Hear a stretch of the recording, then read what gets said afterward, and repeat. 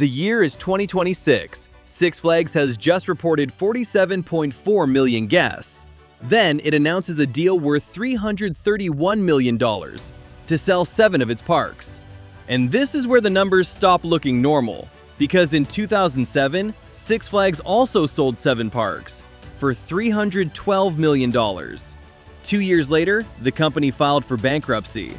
Now, 19 years later, Six Flags is doing it again. 7 parks, almost the same amount. So why is Six Flags selling 7 parks again? And what did the company fail to learn the first time? 1998. Premier Parks acquires Six Flags in a deal valued at around $1.86 billion. It now owns one of the biggest names in amusement parks. And the plan is simple. Put the Six Flags name on more parks, buy more competitors, and create one enormous national theme park chain. And for a while, it worked. But the deal came with something else, around $890 million in debt. By the end of 2003, 24 parks carried the Six Flags name. 12 had been rebranded after the takeover. But by 2004, Six Flags was already selling parts of the empire. Then, in 2007, 7 parks were sold for $312 million to reduce debt. Wall Street liked the retreat. The stock jumped more than 8%. In 2008, 20 parks attracted 25.3 million guests, and revenue topped $1 billion. So why did Six Flags file for bankruptcy the following year? Because attendance was not the immediate deadline. Debt was. Six Flags carried roughly $2.4 billion in debt and nearly $319 million in preferred securities, and unpaid dividends had a date attached to it. August 2009. In April, the shares were trading at 13 cents when the New York Stock Exchange suspended them. Then, Six Flags delayed a $15 million interest payment. 12 days later, it filed for Chapter 11. But the rides kept running. When Six Flags came out of bankruptcy in 2010, bondholders controlled it, the old stock was gone, and debt had fallen to about $1.1 billion. The park survived, the shareholders did not.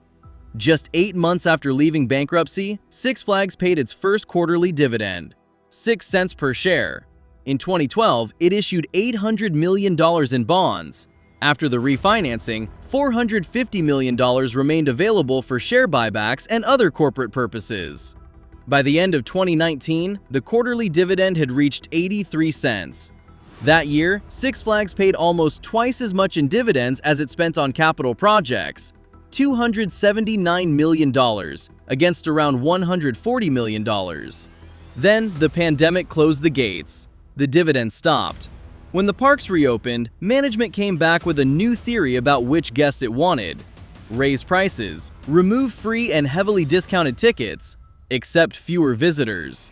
The CEO even said the parks had become a cheap daycare center for teenagers. By early July 2022, while the company was choosing fewer visitors, it had spent nearly $97 million repurchasing shares. Then came the results. In the third quarter, spending per guest rose 17%, but attendance fell from 12 million to 8 million. Revenue fell 21%. Across the full year, attendance dropped 26%. Season pass and membership visits fell from 63% to 54% of attendance. These were not just discounted visits. They came back. They spent inside the parks. They brought paying friends. And they paid in advance. Meanwhile, Cedar Fair attracted 26.9 million guests and generated a record $1.82 billion in revenue. In the same market, Six Flags was extracting more from each visit. Cedar Fair was rebuilding the audience. And that difference was about to put Cedar Fair on the stronger side of the next deal. In 2019, Six Flags offered around $4 billion to buy Cedar Fair. Cedar Fair rejected the offer as too low. 4 years later, they called the next deal a merger of equals. Cedar Fair investors would own 51.2% of the new company. Six Flags shareholders would own 48.8%. Before it closed, old Six Flags shareholders got one more check, $1.53 per share, almost twice the last regular quarterly dividend before the pandemic. In total, $128.2 million went out. A one-time merger dividend. Cash to old Six Flags investors. Then, majority control to former Cedar Fair investors. Cedar Fair CEO Richard Zimmerman would run the combined company, and for accounting purposes, Cedar Fair was treated as the buyer. Yet the new company kept the Six Flags name and Cedar Fair's old stock symbol, FUN.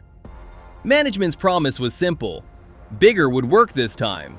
27 amusement parks, 15 water parks, 9 resorts. They put a number on it. $200 million in annual benefits. Around $80 million would come from higher revenue, but most of it, $120 million, would come from administrative and operational cost savings. So, where would those savings come from? The first visible answer was people. In May 2025, the first move was a plan to cut around 10% of full-time positions. Then, the park president role disappeared from all 27 amusement parks, with decisions moved into a regional structure. By year-end, full-time employment was down 15% from the combined 2024 level. 4,225 people remained. Then came the first full summer. Second quarter attendance fell 9%. That was 1.4 million fewer visits. The active pass base fell 8%, or 579,000 units. Bad weather and weaker consumer demand contributed. That same day, Six Flags announced that CEO Richard Zimmerman would step down by year-end.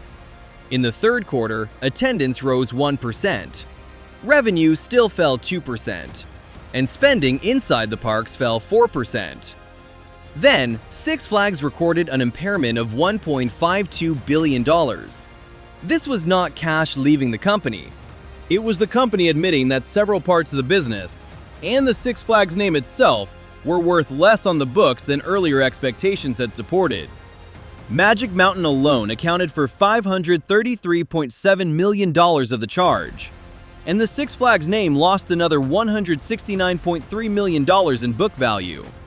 By the end of 2025, $100 invested on the first trading day after the merger was worth $27.95. Long-term debt stood at roughly $5.17 billion. In early 2026, Six Flags replaced $1 billion of notes, priced at 5.375% and 5.5%, with new debt due in 2032. The new rate was 8.625%. Six Flags had bought time at a much higher price. Then, less than a year after removing every park president, Six Flags restored the role at 10 parks. The org chart could be reversed, but by then the portfolio had already begun to change. One park did not get a new owner. It closed. On November 2, 2025, Six Flags America in Maryland closed its gates for the final time. Behind those closed gates were around 500 acres, 70 full-time employees, and roughly 700 seasonal workers were affected. 4 months later, Six Flags agreed to sell 7 more parks for $331 million. And together, they were still profitable. 4.5 million guests, $260 million in revenue, around $45 million in adjusted EBITDA. So why sell parks that still made money? Because making money was no longer enough. Six Flags said its 15 largest parks generated around 90% of earnings before interest and taxes. A smaller park could make money and still lose the competition for capital. And $331 million would barely touch the debt. The gross price was only around 6% of Six Flags' long-term debt. After taxes and transaction costs, even the company said its leverage ratio would improve only slightly. The 6 American parks went to a real estate investment trust, then to a new operator under lease. The parks could even keep the Six Flags name through the end of 2026. Six Flags could stop owning the parks, while its name remained above the gates. But Maryland revealed something more uncomfortable. The park was gone. The land remained. At California's Great America, the order was reversed. The land was sold first. In 2022, Cedar Fair sold the 175 acres beneath the park to Prologis for $310 million. Then it leased the property back. The rides kept running, but Prologis could end the lease with at least 2 years' notice. When that happens, the park must close, and the rides must be removed. The park was still open, but the ground beneath it already belonged to someone else.